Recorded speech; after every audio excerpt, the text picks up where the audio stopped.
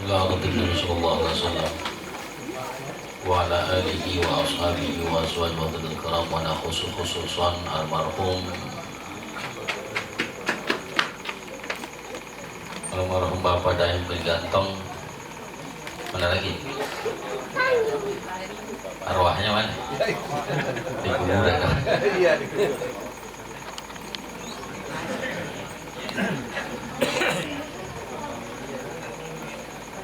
Bapak Taji bin apa? Bapak Rahmat bin Pungut, kemudian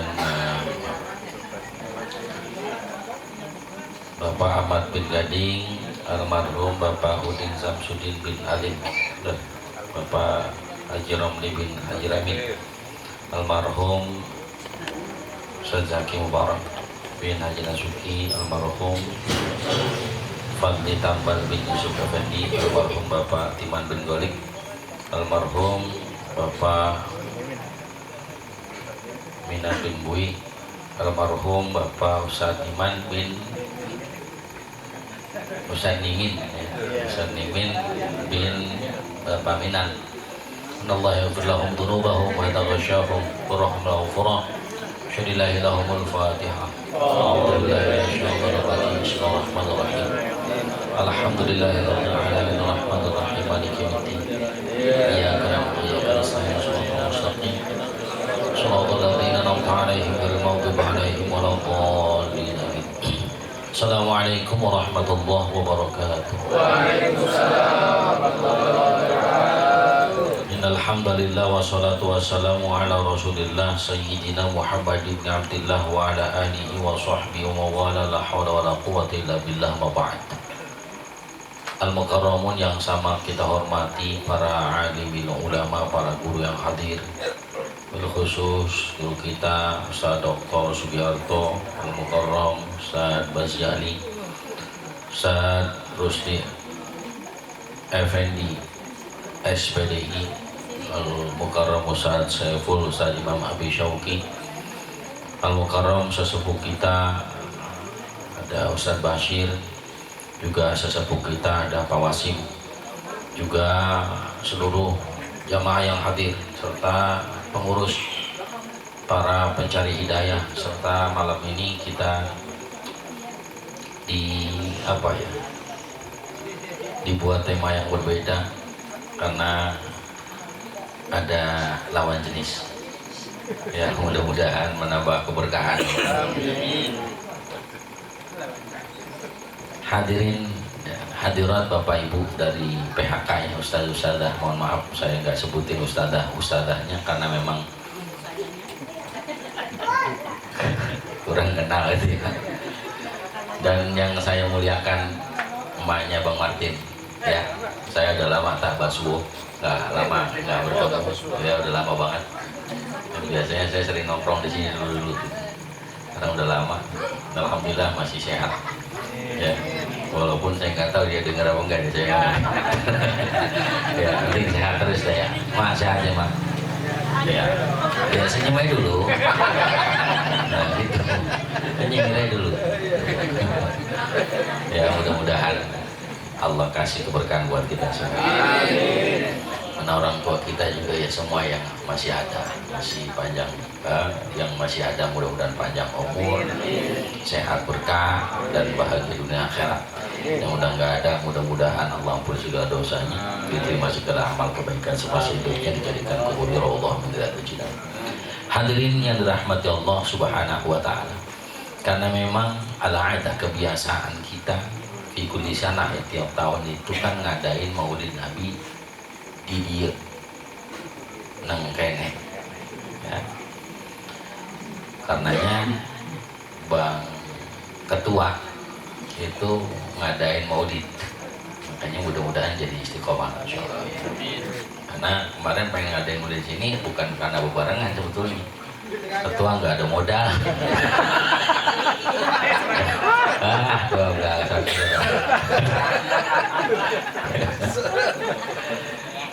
Hadirin yang dirahmati Allah Subhanahu wa Ta'ala, ada hadis Nabi, "Shallu kama ra'aitumuni usolli." Salatlah kalian sebagaimana aku salat. Lalu timbul pertanyaan, kalau memang shollu kama ra'aitumuni usolli itu, sholatlah kalian sebagaimana aku sholat, apakah laki-laki dan perempuan itu sholatnya sarua? Apakah sama atau tidak? Karena ada hadis Nabi, sholatlah kamu sebagaimana aku sholat. Nah, kalau perempuan beda sama Nabi, berarti ngikutin Nabi kan? Ngikutin Nabi kan? Sementara sholat perempuan itu berbeda. Jadi hadirin yang dirahmati Allah Subhanahu wa Ta'ala, pengertiannya tidak kemudian seluruhnya harus sama. Ya karena memang satu contoh misalnya al-aurat, aurat. Kalau perempuan itu auratnya seluruh badannya, ya seluruh dirinya, illal wajhu wal kaffain, kecuali wajah dan dua telapak tangan. Maka awas, perempuan tidak boleh sampai kelihatan kakinya. Nih. Atau misalnya perempuan pakai sesuatu yang tipis. Kenapa? Satu, jadi bikin resep laki-laki. Yang kedua, yang paling penting adalah menjadi tidak sah sholatnya, tertutup aurat. Batasan tipisnya seperti apa? Terlihat warna kulit. Dia pakai bening itu jangan. Ya. Wah, perempuan pakai plastik sapu kenanya gitu jangan dia. Nah hadirin yang dirahmati Allah, sementara laki-laki baina surah wa rukbah wa baina surati wa rukbatain, di antara pusar dengan dua lututnya, dengkul ketutup, pusar tertutup, ya udah sah sholatnya, ya, dan nutupin aurat.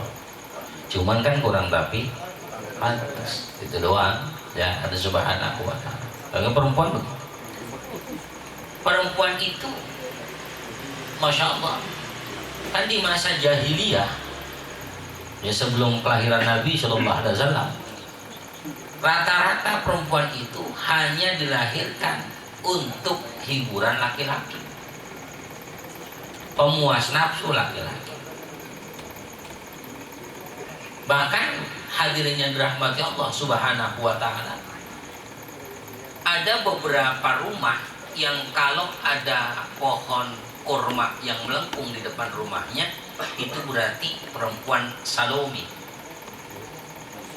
Satu lubang boleh dipakai rame-rame.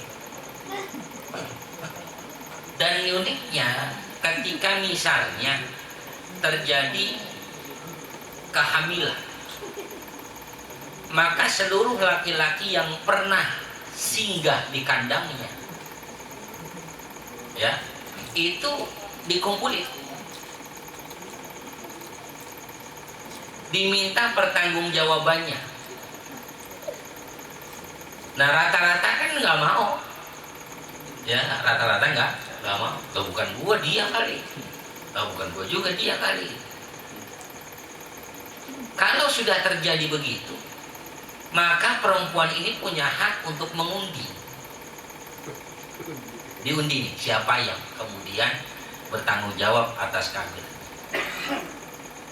Tapi kemudian misalnya orang yang diundi si A misalnya nggak mau juga kekeh, maka menurut adat itu seluruh laki-laki wajib membiayai ke perempuan yang hamil tadi sampai lahirnya. Itu di masa jahiliyah.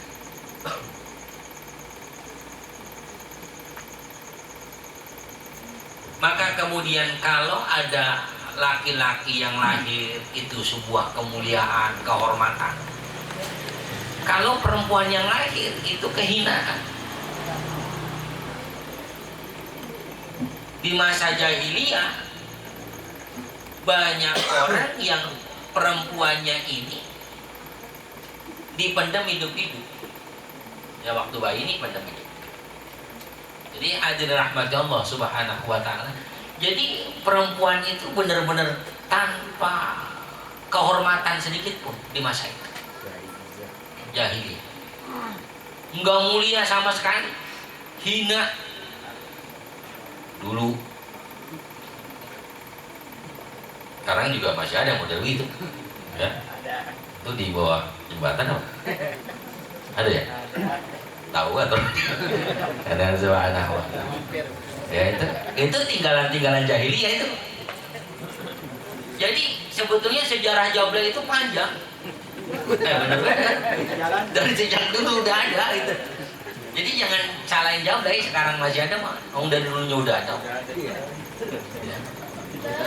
Ini hadirin yang dirahmati Allah Subhanahu. Ya cuman sekarang makin lestari aja. Ya makin lestari. Persoalannya apa? Subhanahu wa ta'ala muncul Jablay itu kan banyak faktor. Di antara faktornya misalnya laki-laki atau perempuan lebih banyak mana? Perempuan. Andai satu laki-laki misalnya punya 4, Jablay dikit. Udah betul aja. Ya hadirin yang dirahmati Allah Subhanahu wa ta'ala.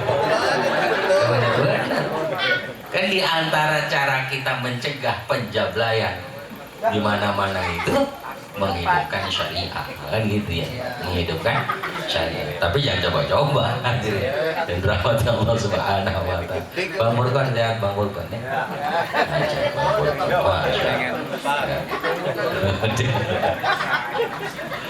Hadirin bocah tahu aja. Jadi ma'asyiral hadirin yang dirahmati Allah Subhanahu wa ta'ala. Dari sisi menutup aurat saja sudah. Nah, karenanya Masya Allah muncul Islam. Bahkan dulu Ka'bah itu udah ada dari dulu. Ya Ka'bah udah ada dari dulu. Laki-laki kalau tawaf itu urian dan telanjang dia. Perempuan sama. Laki-laki itu tawafnya siang. Tawaf. Nah, itu bayangin apa? Ya. Kalau malam itu perempuan yang tawaf. Plak. Umur kan bayangin apa? Ini harus anak. Itu dulu. Lah muncul Islam karena memang ini subhanallah, bahkan kata Nabi misalnya salah satunya apa? Al-mar'atu imadul bilad. Perempuan itu tiang negara. Belum lagi al-jannatu tahta aqdamil ummahat. Surga ada di telapak kaki ibu. Ibu perempuan laki. Wanita. Di Quran ada surah An-Nisa. Apa artinya? Perempuan. Dari 114 surah nggak ketemu itu surah Ar-Rijal. Laki-laki nggak ada. Ada Rijal. Ya. Sakinah bagi perempuan sangat dimuliakan oleh Allah Subhanahu wa ta'ala melalui syariah Islam. Jadi hadirin yang dirahmati Allah Subhanahu wa ta'ala, wanita itu makin mulia ketika dia betul-betul sebagaimana kata Allah dalam Quran, wa ma atakumur rasulu fakhudhuhu wa ma nahakum anhu fadahu. Apa yang dibawa Nabi ikutin, apa yang ditinggalkan oleh Nabi tinggal, apa yang dilarang oleh Nabi tinggalin. Maka menambah kemuliaannya. Bu, di neraka itu yang paling banyak masuk neraka itu perempuan. Laki-laki juga nggak sedikit.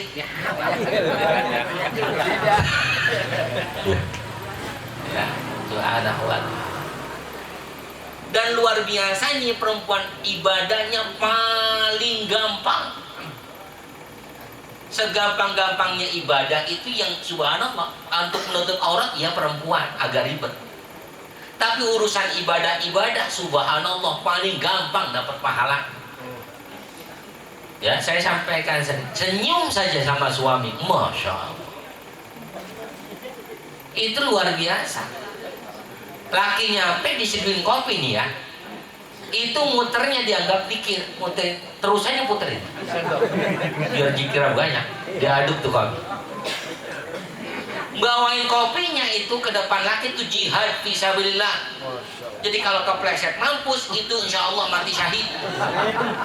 Bener ya, mati syahid. Jadi hadirin yang dirahmati Allah Subhanahu wa taala. Ya. Cuman ya macam-macam ya. Macam-macam. Ibu kayak buat TikTok kan boleh nggak sih? Boleh kalau laki ngizinin mah. Gitu. Kalau lakinya ngizinin, Bang, boleh saya TikTok kan? Gitu. Kata lakinya, boleh asal jangan istiqomah. Gitu. Ini istiqomah banget ya para TikTok kan terus. Ya, hadirin yang dirahmati Allah Subhanahu. Cuman ibu-ibu sini masya Allah enggak, karena handphonenya kagak. Ada handphonenya pulsa ya kagak, ini pakai tabures. Bapak ibu hadirin hadirat yang dirahmati Allah Subhanahu wa taala. Jadi munculnya Islam maka menambah kemuliaan, makin tambah kemuliaannya ketika dia betul-betul udkhuluha fi silmi kafah, mengikuti Islam dengan sebenar-benarnya syariahnya. Nah ini hadirin hadirat Bapak Ibu yang dirahmati Allah Subhanahu wa taala. Saya nggak terlalu panjang lebar lah urusan yang lain karena saya membicarakan sholat. Sehingga ketika sholat pun ada perbedaan laki-laki dan perempuan. Ya, hadirin yang dirahmati Allah Subhanahu wa taala, di dalam kitab Fathul Qorib disebutkan beberapa. Ya. Apa yang disampaikan di antaranya hadirin yang dirahmati Allah, orang laki-laki, saya nggak baca bahasa Arab. Orang laki-laki dengan perempuan itu, kalau laki-laki cenderung renggang, kalau perempuan itu cenderung rapat. Ini saya pernah bahas, cuman karena kebetulan ada ibu-ibu nih, biar enak. Maka kalau cara berdirinya laki-laki renggang dia, ya renggang. Berdirinya perempuan lebih rapat. Alasannya apa? Masing-masing udah tahu. Ya, alasannya apa? Masing-masing sudah tahu. Kalau laki-laki rapat, siap. Ya, ibu nggak apa ya? Perempuan kalau kebangetan renggang, lah, masuk angin mulu. Kelar sholat dikerokin. Dan ini hadirin hadirat yang dirahmati Allah Subhanahu wa taala. Ini perbedaan antara laki-laki dan perempuan. Termasuk dalam urusan sujud. Ya. Sujudnya perempuan laki-laki itu ya perempuan harus begini nih rapat. Yang arti kan berarti ibu-ibu begini. Laki-laki begini nih. Bukan jalan pemurah, bukan. Ya itu. Itu ya saya mengajarkan demikian. Kemudian seringkali kan kita dalam urusan sholat nih ibu-ibu ya sering juga nih. Laki-laki juga banyak juga. Jangan kemudian sholat sambil bunyi-bunyiin tulang tuh kretek-kretek, jangan. Apa sih bahasa kita? Dibertakin. Kan suka begini kita kalau bangun dari sujud sambil begitu ya ditekokin. Protak. Nah ini ibu hadirat yang dirahmati Allah, itu perkara yang diharamkan, nggak boleh. Nggak batal betul. Cuman itu sama halnya dia tidak khusyuk di dalam sholatnya. Laki-laki pun sama. Ketika sujud misalnya, ya laki-laki, jangan sampai ketika sujud kaki sebelah kanannya garuk betis sebelah kirinya, jangan. Kecuali gatal banget, beneran gatal. Ini kan kadang iseng-iseng doang. Ya, nihan Subhanahu wa taala.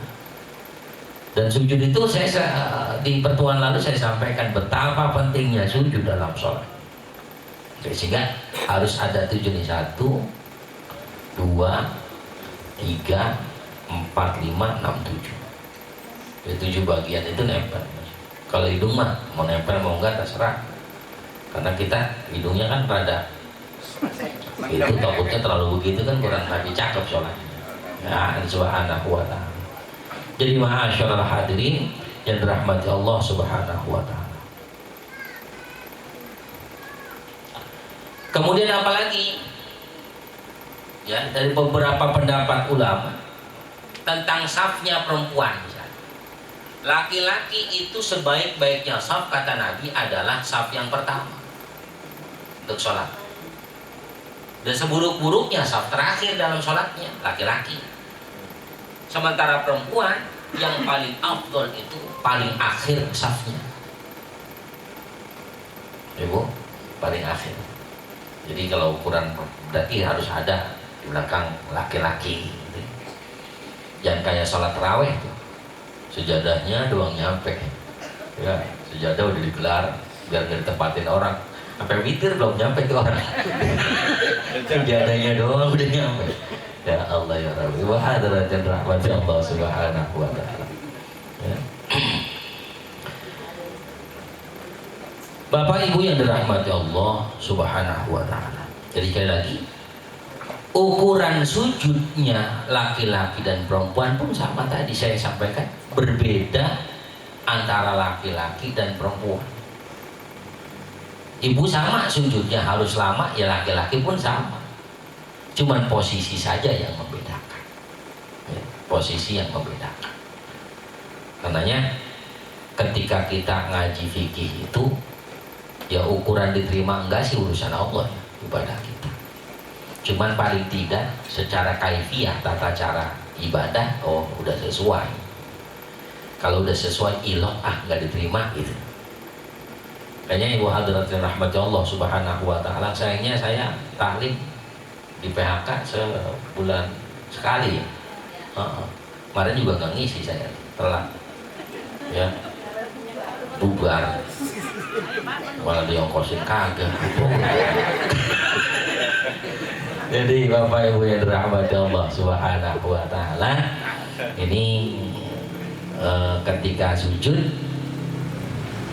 afdolnya lebih lama daripada ruku. Kemudian tadi Bu, kalau misalkan laki-laki dan perempuan, saya sampaikan laki-laki itu kan posisi rukuhnya ketika sujud ini begini ya, agak renggang, jangan rapet, jangan terlalu renggang ya, yang sedang-sedang aja, sama sebetulnya perempuan begitu. Cuman dia rapetnya tuh lebih kepada kakinya, tangan satu dengan yang lain itu agak lebih rapet supaya asalullah lebih menutupi auratnya ya, dan lebih menjaga daripada kemuliaannya. Katanya subhanallah, kenapa perempuan itu nggak boleh sholat di masjid, di musola? Bukan nggak boleh, afdolnya dia di rumah. Ya Tuhan subhanahu wa ta'ala supaya tetap terjaga kemuliaannya. Bahkan ibu, saya pernah sampaikan juga, ibu-ibu yang cakep banget itu kalau sholat id itu kalau terlalu bersolek jadi haram ya, kalau jelek mah bodo amat dah. Jadi mau sembahyang, mau kagak kayak bodo amat itu ya. Cuman yang cantik banget itu ya, kan ini rata-rata cantik banget ya. Itu kalau dandannya berlebihan itu sholat idnya jadi haram ya, makanya biasa-biasa aja. Kalau ngomong saya udah biasa kok, ya gue tahu. Jadi Ibu Bapak yang dirahmati Allah subhanahu wa ta'ala, ini sekilas lah saya sampaikan. Insyaallah di kesempatan lain kita akan lebih panjang lagi membahas tentang hal-hal yang berkaitan dengan ibadah ya, dengan fikih, baik itu sholat dan ibadah-ibadah lain. Mudah-mudahan Allah kasih sehat kita semuanya. Amin. Allah kasih panjang umur kita untuk ibadah pada Allah, dan mudah-mudahan Allah berkahi kehidupan kita, serta dijanjikan diri kita ini diri yang saleh dan salihah, diri yang mampu untuk beribadah lebih baik dan lebih baik dari hadapan Allah Subhanahu wa taala. Pada hari ini Al-Fatihah. A'udzubillahi minasyaitonir rajim. Alhamdulillahirabbil alamin arrahmanir rahim maliki yaumiddin iyyaka na'budu wa iyyaka nasta'in ihdinas siratal mustaqim shiratal ladzina an'amta 'alaihim ghairil maghdubi 'alaihim waladdallin amin. Rabbil ighfir lana wa amin. Banyak salah saya mohon maaf. Assalamualaikum warahmatullahi wabarakatuh.